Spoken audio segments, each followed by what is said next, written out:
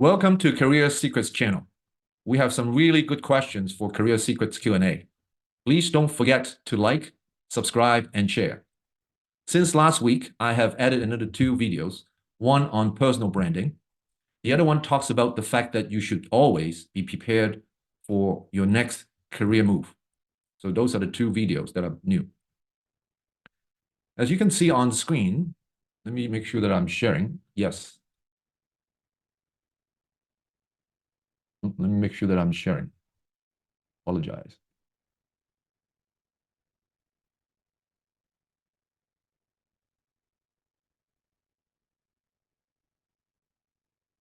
We have some good questions this week. Oh, sorry. Let's start from the very beginning. In your experience, what are some key skills you believe are essential for long-term success in a sales career? Can you please tell us both the personal and technical skills needed to become a successful high-ticket closer like yourself? Good question. I don't know if I've got all the time to answer that question. Before going in and talking about the details, I just want to talk about 2 different types of skills. One is more hard skills.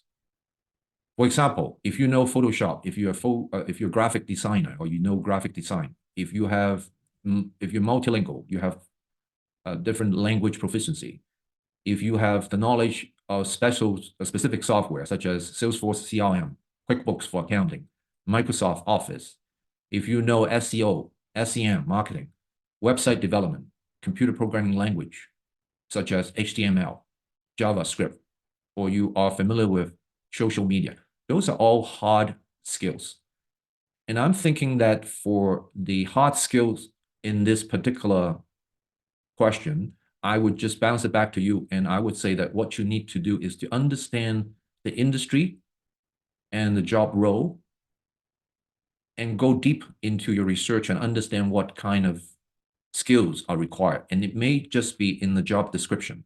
So you just need to understand the requirement. You can go as deep as to understand another level up, meaning if you're going in as a junior person and then you want to understand your hiring manager, your supervisor, and maybe another level up, the directorial level, as to what skill sets they have.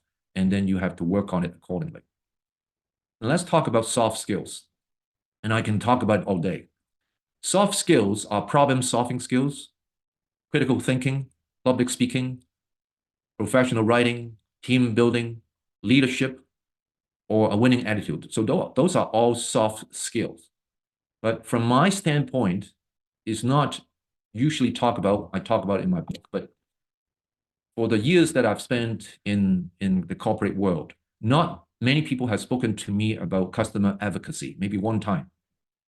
That's all. And I usually initiate the conversation. From my standpoint, the most important skill, I shouldn't say simple, but the most important skill is customer advocacy as a soft skill. Similar to the analogy in the book, think of it as when you have to take your 2-year-old child to a caregiver for the first time. What do you think of? That's the question. What do you think of when you're taking your 2-year-old child to a caregiver for the first time? So the caregiver could be a babysitter, it could be a daycare, it could be your mom, your grannies, for him or her to take care of your child. What is it that you think about? I asked that question to one of my classes, and I got a perfect answer. The perfect answer from a young mother was everything. In other words, you think of everything. To explain what customer advocacy is not customer service. It's much more than that. It's thinking about the long-term well-being of your customer. And if you think about that all the time, you'll be driven, or if you're driven to think about that all the time, everything will fall into place.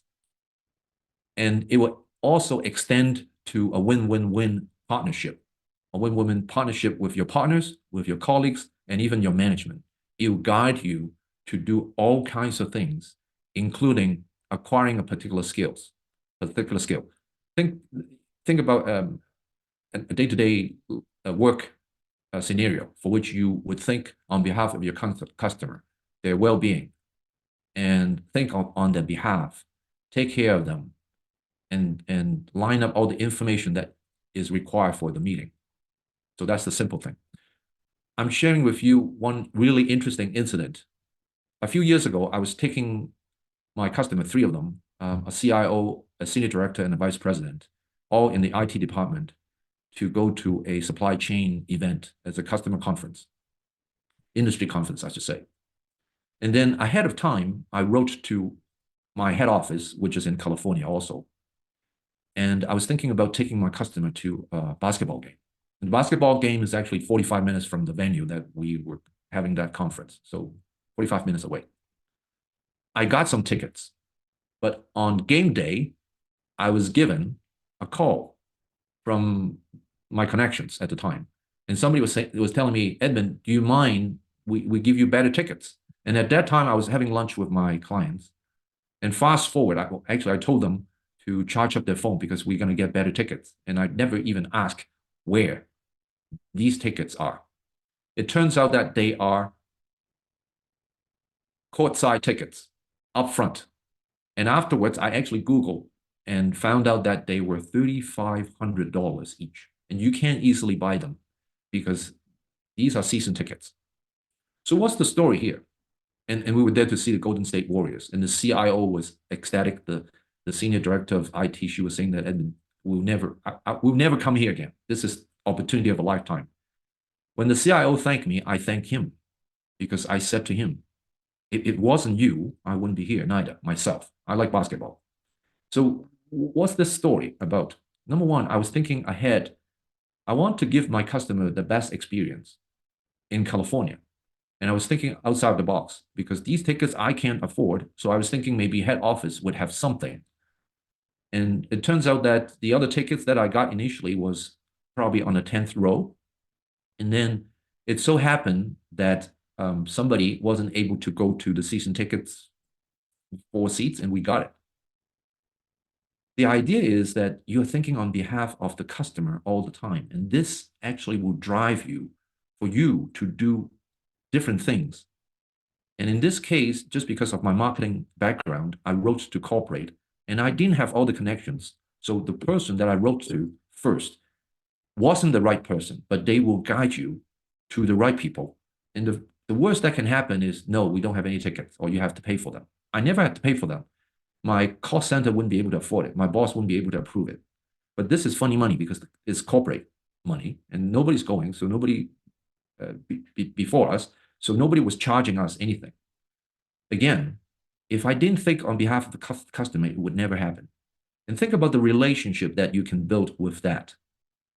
And time again, this attitude of taking care of the customer has helped me to close business as well. So I think this is actually one of the biggest and most important skill I can think of, and is customer advocacy. Relating to that is the attention to details. So again, soft skills, number one, customer advocacy. And I wouldn't just call it, they're not considered as completely skills, but it's more of the way how you do business, a quality. And it's part of your personal brand. And also I encourage you to watch the video on personal brand on the channel. Number two is attention to details. This customer advocacy direction will actually force you to or guide you to do a number of things. For example, you will have to think about the details.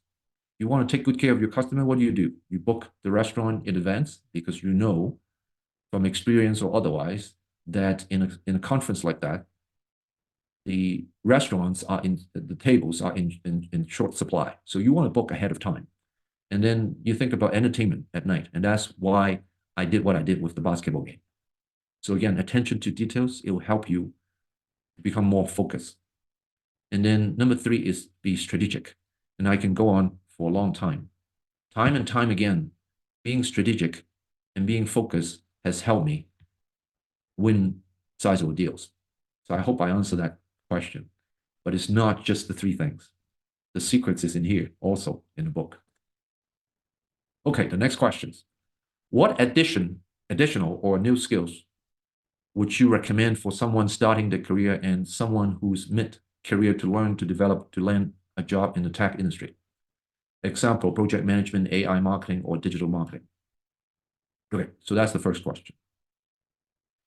My thinking is that you want to set objectives to start with, so you need to understand where you want to go and how much money you need and what kind of job you need. And then you need to do the deep research about your target companies, the job requirements.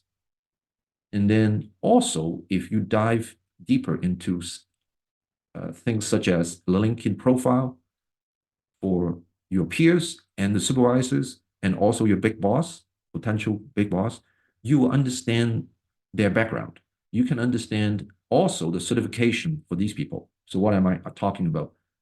My good friend, Raul Cortijo, I was actually looking at his profile because he used to be an IT senior director, and he has agreed to go on to be interviewed by me. So I was looking at his LinkedIn profile after so many years. Raul has 24 different certifications, and a lot of those were in his last few years of work. So you wonder why people would do that. And I'm going to interview him and ask him. The job specification and also the job profile and your career path will give you a lot of hints about that requirement. And I won't be able to go into any details because it's very specific for that particular function. For example, project management, AI, marketing. AI is so new. Digital marketing. For Raul actually enrolled and actually certified for a number of machine learning and AI, executive AI, capstone, all kinds of different certification. And I suspect, because I click on one of them, I suspect that some of them are actually free. Meaning, even if you have no experience whatsoever at all, you can get yourself up to speed on AI really quickly if you get certified. But you need to know what the specific certifications are hot. And I think one, or actually a number of Raul certifications was actually Stanford's certification. So the sky is the limit as to what you can do with this. Again, to summarize, you need to understand your career goals. Number two, you need to do the detailed research into the companies, into the job requirements, into the different certification that your peers, bosses, and big bosses have in that job role. Think about this, just for AI. AI jobs are new. Not a lot of people would have that experience. However, if you've got a few certification, you are way ahead of a lot of people. I hope that answered the question. The next question is, for job interviews, how do we professionally and strategically address employment gaps? Oh, before I go to that, professional layering means actually something else. Layering in work means that, let's say if you are a manager and you report to a vice president, they somehow hire a senior manager in between you two. That's layering. I think what you're talking about is the different skill set, and I've actually answered that question.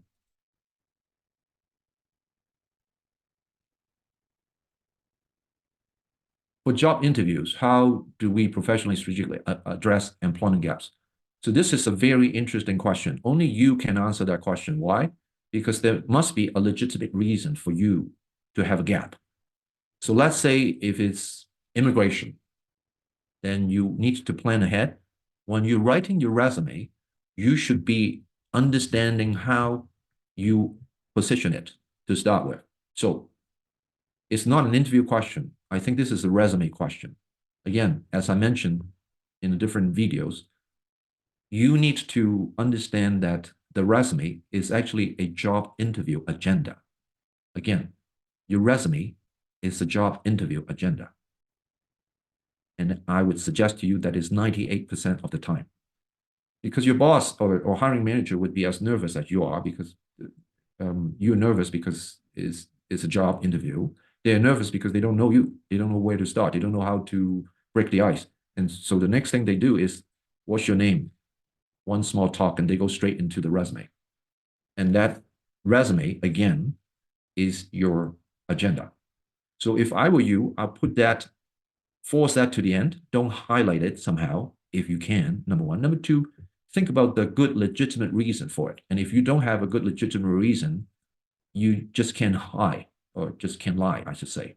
The reason is for bigger companies, you will actually have to go through candidate um, a check for you, and they will actually validate your employment, meaning from what date to what day, which company, and they would either get your T4 or some kind of proof, a letter of some sort that you actually worked there between the time that you claim on your resume. So number one, you cannot hide. You cannot lie, sorry. And number two, you cannot hide. So what you need to do is to plan ahead, think ahead, and I'm sure there are some good legitimate reasons for you to have that gap. You just need to position again positively and think about anticipate the questions and position it accordingly. Good question. How to improve public speaking skills in a short period?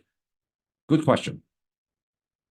I have some international students, and language skill or pronunciation could be a challenge for them. And I thought about different ways to help them. And the best thing that I could think of is I went online, I grabbed a list of 1,000 business words. And what I encourage them to do is to go onto the website, maybe cut and paste that into a Word document and use the read aloud feature on the Microsoft Word software to read it back to them. I even encourage them to record it on their cell phone so that when they're commuting, they can listen to it 100 times or maybe 1,000 times. That would increase their language proficiency for those keywords in business really quickly. So think about singing. When we sing, we seldom pronounce the words wrong. The reason is we would have listened to the song 1,000 times, 100 times, sorry, 100 times, 200 times before we try to sing it. And there you go. So number one. Number two, make sure that you have a script for most of the things that you do. For example, if you are at college, if you've got a presentation, have a script. Use read aloud, write a script, use read aloud, listen to it, practice, record, listen, review, and practice some more. Do that same thing with a script for your interview. For example, I actually have recorded something on AI, the future, how to prepare for an AI career in the future, because right now, not a lot of companies are hiring functional analysts or marketing people for AI. They're hiring data scientists. So how do you prepare for it? I realized after a while listening to it that the content, part of it, actually explains very in simple terms and very eloquently what AI is all about, especially around machine learning and NLP, which is natural language processing. So what do you do with that? I actually did a demo in one of my classes. There is a function within Word for speech to text. So you can then transcribe whatever's in my video, part of it, and transcribe it into a Word document. You change it, enhance it, and that becomes your script when people are asking you, when your interviewer is asking you, what is your understanding of AI? You would have the perfect answer for it. Recite it, remember it, memorize it, practice it, and your proficiency level will come up really quickly in a very short period of time. How do you prepare for an interview for a job role that is new to you? Similar to the previous question, really good question here as well. Again, you have to understand the domain a little bit better. You have to do the deeper research. You have to understand the industry if it's new to you. You have to understand the job role if it's new to you. There are a lot of information on the company. There may be industry association in the same industry that you can learn a lot about. There may be certification in that industry. If you go to the association sites, there may be certification that your LinkedIn connections has in the same industry. So there are a lot of clues. And then you search further and go deeper on not just the company, but on the products that you potentially will touch. Success stories. Make sure you go in and look at the success stories of these companies. So for example, if you're targeting Oracle as an employer, I was closing a very significant deal at one point, and one of my friends actually pinged me and said, Edmund, I've got an opportunity to interview with Oracle. This type of jobs, what would you recommend me do? I didn't have time for him. I said, why don't you go into this site? And I actually gave him the link. there are hundreds of, because Oracle is so big, there are hundreds of customer success stories with the different solutions. What you can do is you can understand all the, not just the story, not just the essence of the strength of the software and how Oracle sells, but also the customer benefits, which means that you will know a lot of the jargons in that industry. You will have deep knowledge and the most pointed kind of information for that industry in a very short period of time. And that turns out to be a very successful recommendation for him. He got the job. So I hope I answer all these questions. For next week, what I want to do is to talk about an approach, a particular strategic approach to answer any questions, not specific questions. What I've done on my research is that using AI, I've asked a couple of AI, ChatGPT and Copilot, the toughest interview questions. I've downloaded those, and I want to approach it using a methodology. Not, hopefully, this methodology will help everybody. I won't be going into the individual questions and answer them, but I'll share with you a methodology that I will develop. Until next time, this is Professor Edmund, and these are your career secrets. Please don't forget to like, subscribe, and share.